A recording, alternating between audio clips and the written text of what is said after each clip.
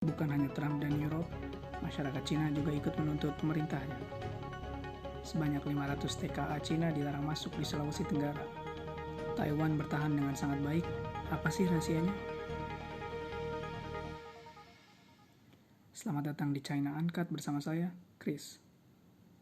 Masih seputar coronavirus, atau lebih tepat disebut CCP virus atau Chinese Communist Party virus, karena tindakan cover-up-nya membuat virus tersebut menjadi tersebar ke seluruh dunia. Berita pertama, masyarakat Cina turut menuntut pertanggungjawaban pemerintah atas terjadinya kekacauan CCP virus ini. 6 Maret 2020, puluhan pengacara dan advokat hak asasi manusia di Cina berkolaborasi dengan disiden China di United States menawarkan konsultasi kepada korban CCP virus yang menginginkan kompensasi dari Partai Komunis Cina. Tanggung jawabnya ada pada pemerintah, mereka yang menyebabkan outbreak, kematian, dan dampak lainnya, tapi sekarang rakyat yang menanggung kerugiannya. Sejauh ini, grup tersebut sudah mengumpulkan 7 penyelidikan. Salah satunya datang dari seorang PNS Cina, Tan Jun, yang mengatakan seseorang harus bertanggung jawab di pengadilan rakyat Yichang Xiling. Well, sekarang udah kelihatan, US, EU, dan rakyat Cina sendiri sudah menunjuk ke arah yang sama dengan alasan yang sama. Pertanyaannya, kapan Indonesia akan ikut menuntut pertanggungjawaban Cina? Apalagi setelah ekonomi chaos menyebabkan hampir 2 juta orang di PHK. Menurut saya, jawaban dari pertanyaan itu nggak mungkin. Karena baru-baru ini 500 orang TKA asal Cina dilarang masuk di Sulawesi Tenggara. Rencana kedatangan sekitar 500 tenaga kerja asing asal Cina ke Sulawesi Tenggara dianggap bertentangan dengan upaya menerapkan PSBB. Sekali lagi dengan kedatangan 49 saja, itu sudah meresahkan masyarakat. Dan Anda harus tahu, Sofi, bahwa 49 itu jarak tempuh dari Wuhan itu cuma 130 km di sana. Apalagi yang datang ini 500. Baik. Kemenaker mengaku tidak dapat menolak rencana penggunaan tenaga kerja asing atau RPTKA yang diajukan. Wakil Manajer Cabang PT VDNI, Nanung Ahmad Wujdan, menyebut keterampilan para pekerja asal Cina dibutuhkan agar pengerjaan konstruksi smelter stainless steel selesai tepat waktu.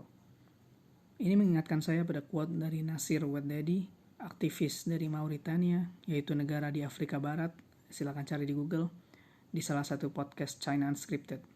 Biar saya play, kalian tinggal baca subtitlenya. By the way, any ex-African nation or Asian nation comes and signs, gets like a credit from the Chinese government at insanely high interest rates, by the way, and says you have 1 billion or 500 million, whatever the amount, that is going to be spent to give you this facility. And then there would be, by the way, part of the money is going to go to the Chinese labor we're going to bring. So that's not going into the local economy. And when that Chinese labor comes, total isolation from the population. They build their own camps. They farm their own food and work on the project and leave. Gimana kira-kira setelah mendengar testimoni dari orang yang sudah merasakan investasi Partai Komunis Cina? Pada akhirnya, masa depan negara ini kembali di tangan Anda. Kita beralih ke mancanegara. Taiwan, negara demokrasi merdeka yang diakui sebagai provinsi Cina, memiliki tingkat infeksi, mortality, dan recovery yang sangat bagus. Apa yang sebenarnya dilakukan Taiwan?